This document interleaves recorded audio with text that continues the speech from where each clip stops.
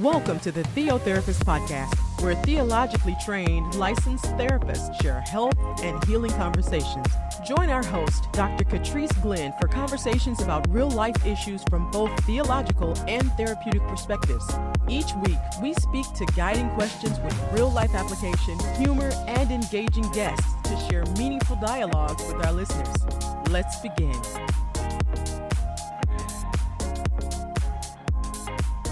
Hi, and welcome to the Theotherapist Podcast. My name is Dr. Catrice Glenn. Thank you for joining our fourth episode of the Theotherapist Podcast. Today we have an awesome guest with us, and that is Miss Denesha Chambers, LPC, CGS, and I'll let you understand what those acronyms mean in a little bit. But our title today is Healing After the Loss of a Parent. This is a topic that I definitely believe in that needs to come to the surface. There's so many of us, even after the pandemic or just in the regular transition of life, who have encountered close ones passing away and trying to find a way forward. And it's really hard. It's really difficult at times, but it's looking for that light that makes a difference. And so today that's going to be our topic. Ms. Denesha Chambers is not only a licensed professional counselor, she's also a certified grief specialist. She's served and worked in mental health and wellness for over 15 years. She has a private practice where she not only specializes in grief and loss, but also in women's issues, particularly those who might have had childhoods that included neglect or trauma. She has a book, which I've had the opportunity to definitely peruse, and it is Turning Toward the Sun, 7 Ways My Mom Inspires Me to Live Without Her. Her goal is to encourage others who have lost their moms and their mother figures. And so I want to welcome Denesha here. Denesha is a good friend of mine. I'm so thankful she agreed to come on the podcast today. Denesha, can you say hi to our audience and maybe tell them a little bit more about yourself that maybe I didn't include? Yes, thank you, Dr. Glenn. So thank you for having me, Theo Therapist Podcast listeners, and I'm looking forward to delving into this topic. There's a lot I could say about myself, but I think that's plenty for the moment. Awesome. Well, one of the things I will definitely point out is that we had our first intersection point at Mercer University, where Denesha did her Master's of Science, and you might have been clinical mental health by that point, right? Or community? No, I was still community counseling. Yeah. Still community counseling. Awesome. Okay. You would have been that bridge right before. Okay. And I remember her asking me to come in and speak to those who still had to sit for their licensure exam and asked me to share some tips with them. And for that, she gave me a beautifully orange Mercer t-shirt that I in turn passed on to a godchild somewhere. But I appreciate that she's always looking out for others. And that's just a part of who she is and how she operates in the world. A part of the Theotherapist Podcast definitely focuses on looking at the integration of spirituality and therapeutic practice. For so many, our spirituality, our sense of faith or belonging serve as resources for us. They give us a way to either frame what's happening in our world, or they give us a way to frame a way forward.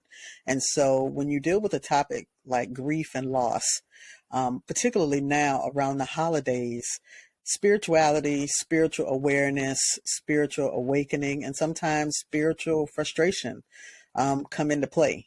They get infused in how we're trying to make sense and make meaning out of what's happening to us. I listened to someone say the other day that they're trying to find that way of going forward without the loved one. And, in some cases that relationship was really complex and they're figuring out what does going forward look like. And so today our guiding question is, how do we move forward when we've lost someone so close to us? What is that pathway to move forward? And what is it that it will take from us? And what are things that perhaps we can pour into us that might help with the journey?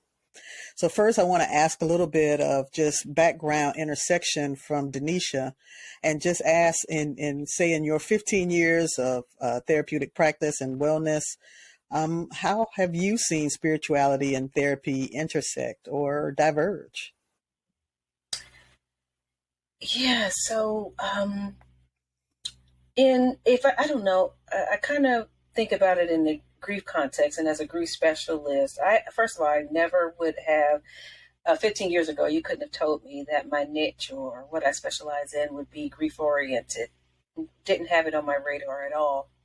Um, but I believe that, as a believer, um, that was sort of the plan for me of sorts. And so just off of that, I would say that's where there's some intersection in that um, spirituality is a beyond us, right? Beyond us as individuals, beyond our circumstances, and in many cases, when we're talking about grief and trauma being a more severe form of grief, that if we're talking about recovering from it, trying to get beyond it, oftentimes we're talking about getting outside of ourselves or something larger than us, whether that is in a specific higher power or a specific meaning that we attach to the experience. And therapy kind of promotes and facilitates that understanding and what it's going to be for us, or what's going to be our own unique experience along those lines, if that makes sense. Mm-hmm. And oftentimes, a part of my dissertation wasn't necessarily focused on grief, but it was focused on childhood neglect and trauma and what that looks like over time. And many of my clients who participated in the research said that they made meaning of difficult situations through some type of God language, right? So whether it's, God won't put more on you than you can bear, or, God brought you to it so he can bring you through it. Or they would use language that said, particularly around loss, is that, God had something better for them or better for you. These kind of things that sound cliche. And in my own work as a chaplain and dealing with grief, I realized that those cliche statements sometimes can cause more harm than help for some. For some, it's a comfort because it gives them something to make meaning. But for others, it feels just perfunctory, just saying words, just trying to add some pleasantry that really isn't helpful to the person. And so it's complex when you start dealing with grief and spirituality, because it means different things for different people. For some people, spirituality is that one thing they have to hold on to. For other people, it just is, it ignites more questions and more spaces where they don't understand how we got to where we are. But I want to just put a pin in that and say that I recognize that may be floating in the background for some people. As an ordained, pastor, often when I've sat with someone in a space of grief, they don't want me to give them explanations for what happened. They don't want me to, say all the words and the scriptures that I can come up with to try to answer for God. Oftentimes it's just being there, being present, being willing to be available to them in their grief process. And so we keep that in the backdrop of our conversation about grief. But when I brought the topic of, trying to find a way forward and trying to find a way to heal after the loss of a parent, what came up for you about that topic or around that topic?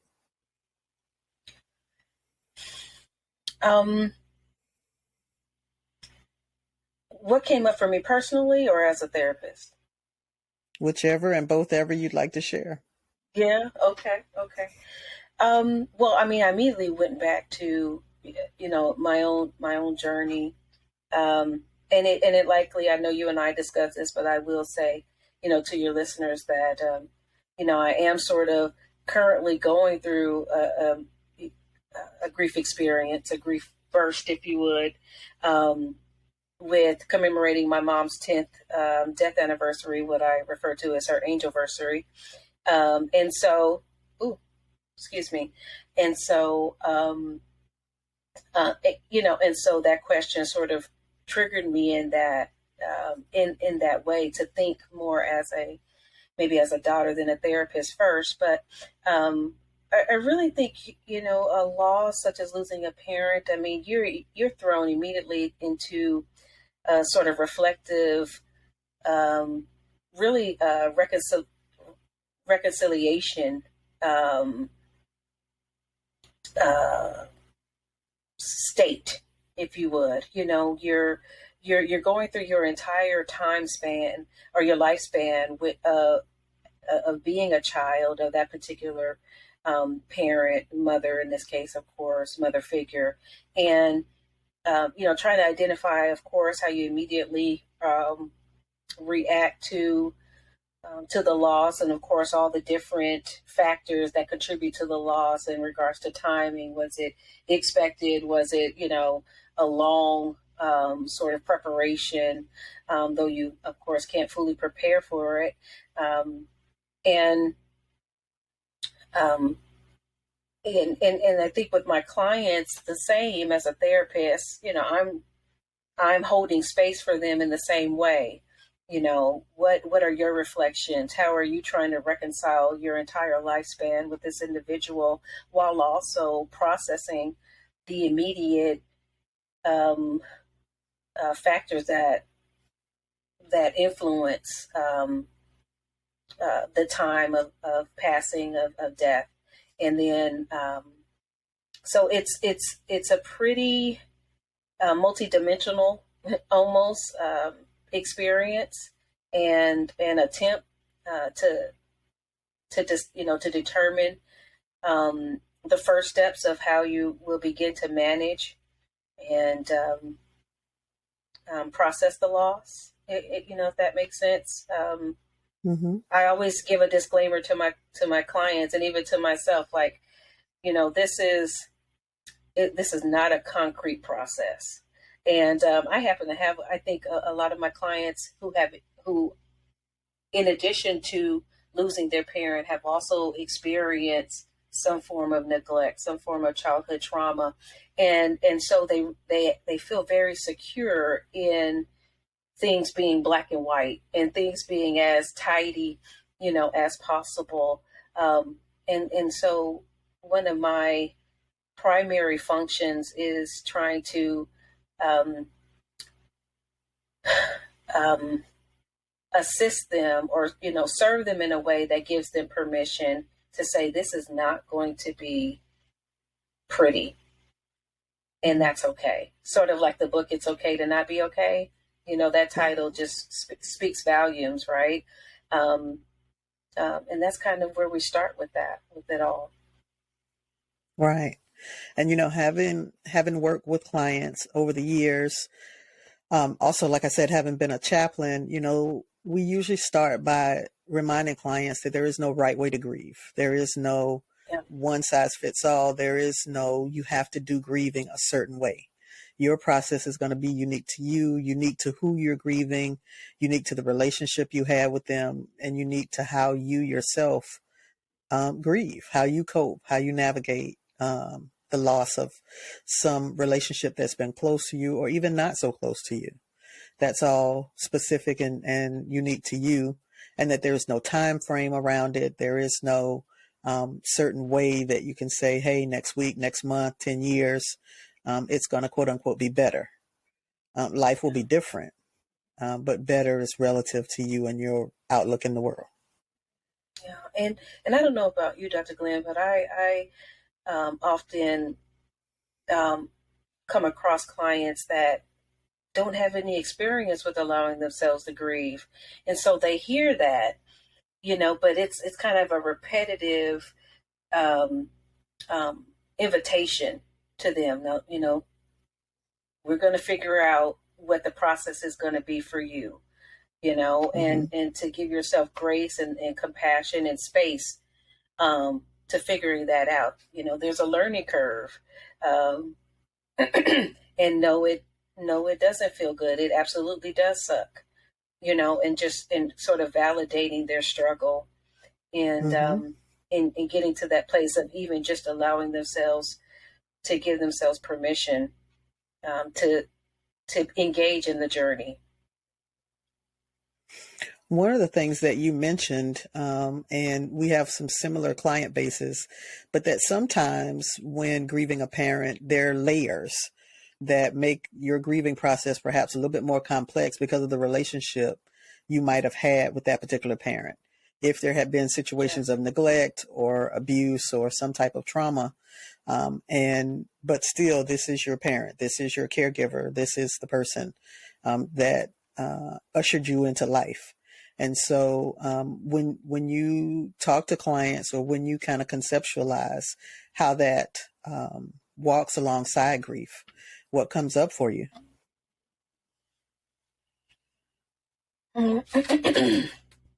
Really, it's me like really asking myself, how can you remain a servant, a companion to them in confronting those layers? Because again, I go back to, in many cases, while they may have some intellectual awareness of those layers, it's nothing like when, there's the finality of the death of that parent, and now it's like it just is all kind of, it, I guess you could say imploded, right? Imploded, and so just wanting to allow them to gain some form of what would be the word that I could use? Almost like a relationship to or acknowledgement, maybe a better word. Acknowledgement, like this is some real stuff I have going on here. It is probably beyond what I even expected, from even just the thought of, my parent, my mom is no longer with me. And I don't think I experienced that personally for some time, but I think in any individual journey, it will become something that needs to be addressed. Mm-hmm.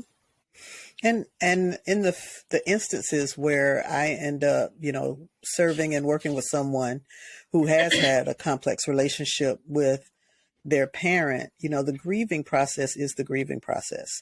And it is allowing themselves, and like you say, the grace and the compassion to navigate through that how they need to, but perhaps also choosing to walk alongside someone that can help them maybe unpack, how these different spaces of loss affect you, because that may trigger some loss that you haven't acknowledged prior to now. That may trigger, the loss of the parent you idealized and hope would one day happen that didn't happen. There's so many different layers sometimes that can come up when one major grief tragedy happens. It could be, the loss of someone, and then all of the previous losses you had that you felt like you navigated in one way, now feel like they're compounded. And so, it's a complicated sometimes process to walk alone. And so it's always helpful to have somebody journey with you. Absolutely. And I mean, you're using, the language I'm familiar with, but it's the, and I'm curious as to what your thoughts are, but, just getting to that point to where, of course, most clients are self-referred, right? They're seeking, they know that they want some support. But there sometimes is a level of maybe unspoken resistance, because that parent, I keep saying parent, but yeah, let's just use parent, right? So the parent, particularly if there was that neglect, God forbid, abuse, but of course that's very possible. There's not that level of comfort or experience with someone companioning them with their emotional selves. you Mm-hmm. know? And so, um, but that's a part of the process, and that's okay, you know? And so I try to be very cognizant of that. Sometimes, you know, educating, um, in addition to, you know, kind of promoting that they tap into their emotional selves and that it's safe, you know, that it's a safe space. And oftentimes that's just allowing them to truly just come as they are in their confusion, in their anger, in their despair. But also when there's some um, frustration, you know, as to, you know, why am I not better? Why, you know, why is this still so disruptive to me emotionally? Um, you know, going into that, well, you know, let's look at the the connection between your norm and what is sort of being asked of you by your grief in this season, in this moment. And honoring that, right? You know, And I see honoring that that. space as sacred because it is with you and yourself. It is a space where Mm-hmm. you are giving yourself permission to navigate through the best way that you can these kind of landmines you haven't been through before, these spaces, this dark valley you've never been through. And it's trusting yourself, it's holding to yourself, but it's also, hey, if I can find a light somewhere, if therapy is a light, if, you know, a close person that I trust walking through this with me is a light, finding a light to help you walk through that dark space is, I think, necessary. Because all too often, you know, we sometimes are afraid to be vulnerable and allow others to know the depth of our grief and the depth of Mm-hmm. that impact. And it is trying to hide that or hold that in that usually causes um, more challenges for us. Just because Yeah. it's, as I say, you know, things will spill out somewhere. It will seep out, spill out, fall out that you don't deal with. And so, you know, that's a visual that I think of is that you can try and sew it up. You can try to, you know, button it up. But if you don't address it, it will find its way to the outside in ways that you may or may not be able to control when it does. So um, you talk a lot about processing. What do you feel like maybe that processing of either journeying with someone who's grieving looks like, or either, you know, kind of just being a support to someone who is on that journey? Um, I'm not sure I quite understand that, Dr. Glenn. Sure. Can you say that again? Sure. Mm-hmm. So when I think of this process of grieving and we want to be a support to people, so either we are your cheerleaders and backup support, or we're walking alongside you in that grieving Okay. process, right? How do you see kind of your role when you try to help someone walk through grieving, or when you see someone that's grieving that's come to you? Yeah. Um, I think it's twofold, and this is just what's coming up for me right now. One is because we are in I think David Kessler, I think he puts it this way: it's like a grief ignorant culture. I believe that's how he puts it, right? Sometimes it's companioning in the way of, well, what if you look at it this way? Firstly, that aside from, you know, the primary loss, which is the death of the parent or the loved one, there are all these secondary losses. So you're grieving much more than you knew, you know, and putting it in that context um, seems, at least in my experience with many clients, seems to be like a relief, a sense of just weight, you know, falling off of them. And so sort of, you know, in providing a reframing, I guess, or a different perspective of their experience is one way that uh, I engage in that role of companioning, and so that it actually promotes or can facilitate the processing of what they're going through and the experiencing. Um, And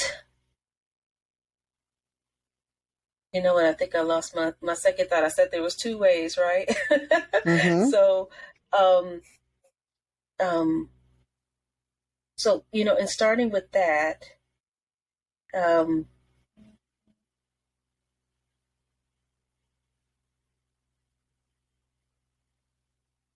maybe, I don't recall if this is where I was going with this, but,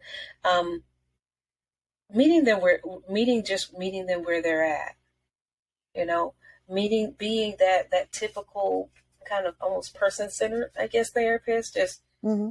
you are, it is what it is. You are what you are.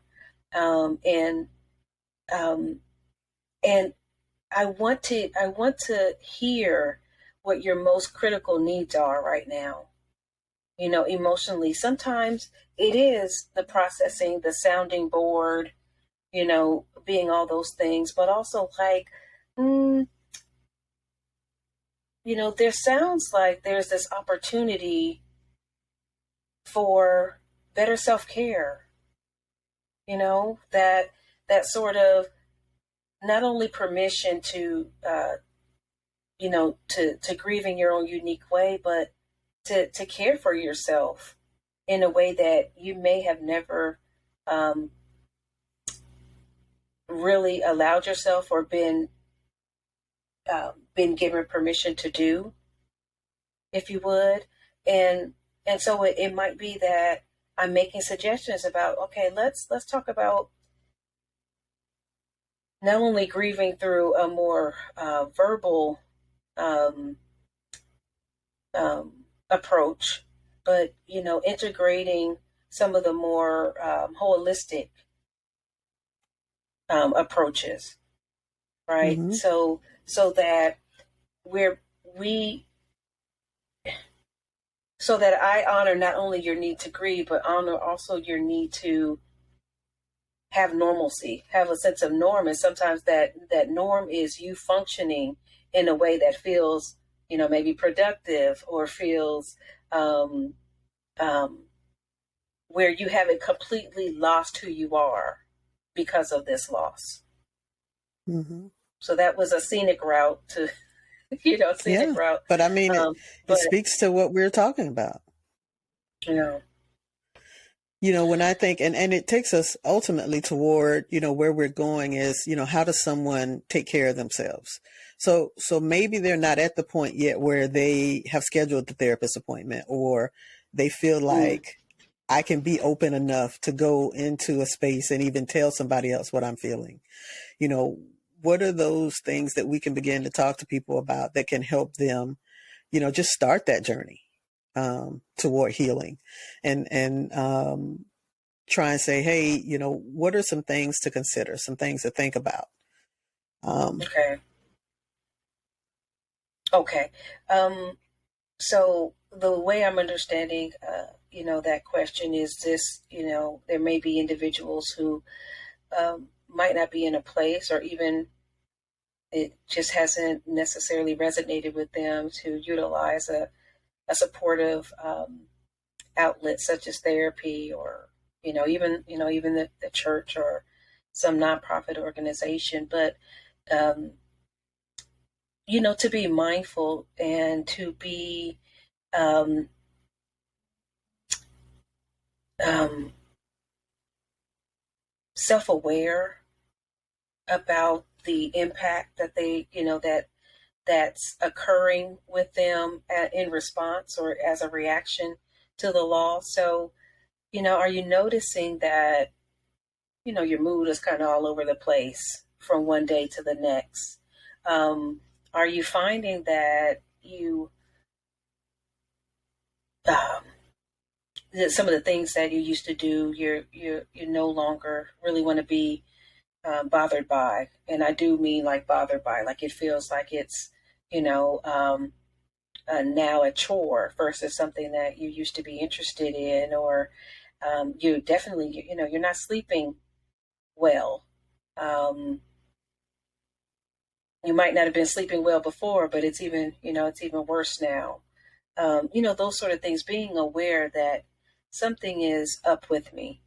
And and though therapy might not be that outlet, that there is something you're telling yourself, your reactions to the loss is trying to inform you that something is needed or necessary in the aftermath of the loss.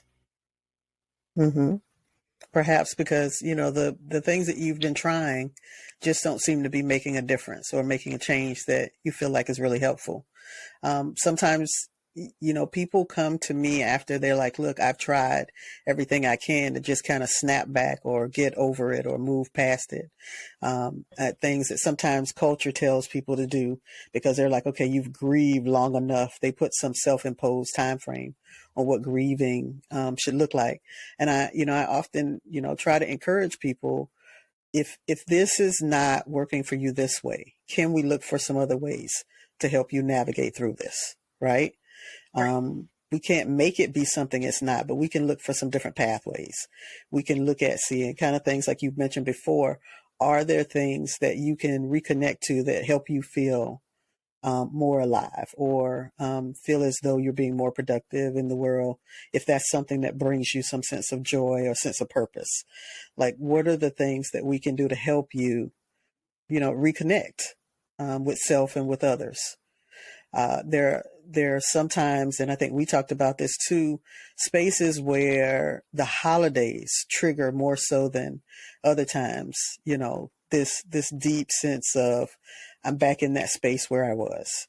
Because maybe you remember holiday gatherings, maybe you remember birthdays or anniversaries, and those types of days and time frames trigger certain memories, trigger maybe that experience of loss. And so it's okay, in these moments, maybe I need to be more intentional of taking care of myself. Maybe I need to have some plan for how I make it through Christmas, or have some plan of how I deal with their birthday that's coming up, or, the time that we did this special thing together, just so that, it doesn't blindside me and I don't know how to navigate it. Yeah. Good. That's good. And with that, just speaking, to the holidays, of course, we're approaching that. And I utilize the word intention and intentionality. I just wear those words out, and because it really can be beneficial to try at least. And I know sometimes it's just we don't have it in us to even to think, but to think with intention, to anticipate to some extent, but if at all possible, when we talk about grief and one day taking on a new normal and things of that nature, specifically when it comes to holidays and significant dates, I just encourage individuals to ask themselves, what do I believe, that date or that time frame will look like for me, and what would I want if I could kind of have it my way, sort of thing, it to look like and be for me, and understanding that ideals and eradicating or eliminating any sort of grief reaction is probably very unrealistic, but the intention through, kind of reflecting on those sort of questions might be helpful. Mm-hmm. I can never guarantee it, but let's try and see. Right. Have some intentionality. I think, we talked a little bit earlier before we started the podcast about finding ways to either celebrate or commemorate, or finding, maybe you need new traditions. Like, there's several ways that you can try to navigate this space. And just, it's going to be trying to see what works for you. It's not that there's one approach that necessarily will work for you, but the goal is that you're trying to find the better way forward for you.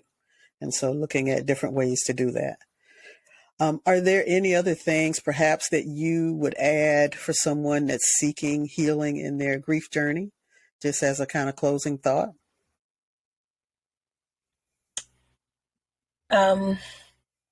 I just feel led to reiterate that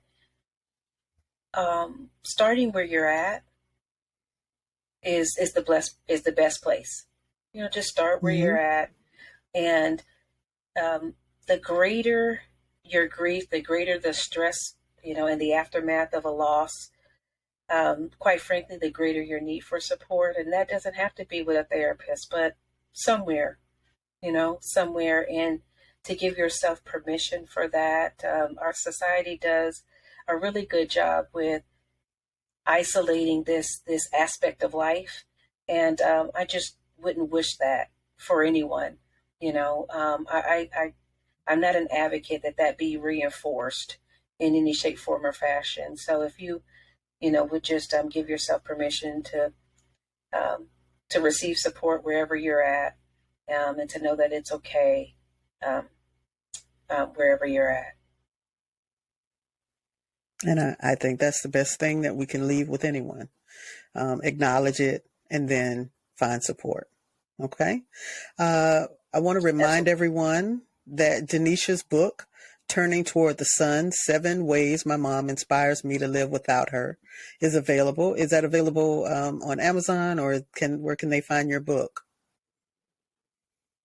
Yeah, so I have a few signed copies left on my website, which is livereadnow.com, but also available for purchase through Amazon. Absolutely. Awesome. So reach out to her through her website. Get them from her first. I think that's the best way to go. Say a little bit more about how they can find you after this podcast so that they can follow up and perhaps have more engaging conversation with you around this topic. Okay. Thanks, Dr. Glenn. Well, primarily I am on Instagram at live_red_now. But you can also reach me through my website, again, livereadnow.com. And, I'll definitely make myself available to anybody who like to touch bases. Awesome.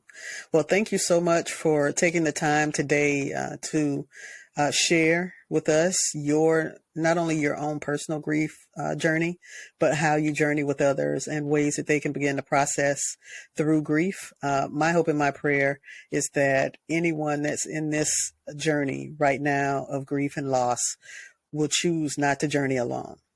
Find someone that's either trusted or someone who is capable and able to hold you while you walk through this journey in a way that's positive and helpful, that you'll find them and you'll walk with them. Okay. All right. Thank you so much for this episode of the Theotherapist Podcast. Thank you for joining us. We'll be back next week. Take care. Be well. Be blessed. Theotherapist Podcast. Real talk at the intersection of theology and therapy. Check out Dr. Glenn's new journal series titled Brain Dump Journals for the Busy, available on Amazon. Visit our websites for more information at thetheotherapist.com or catriceglenn.com.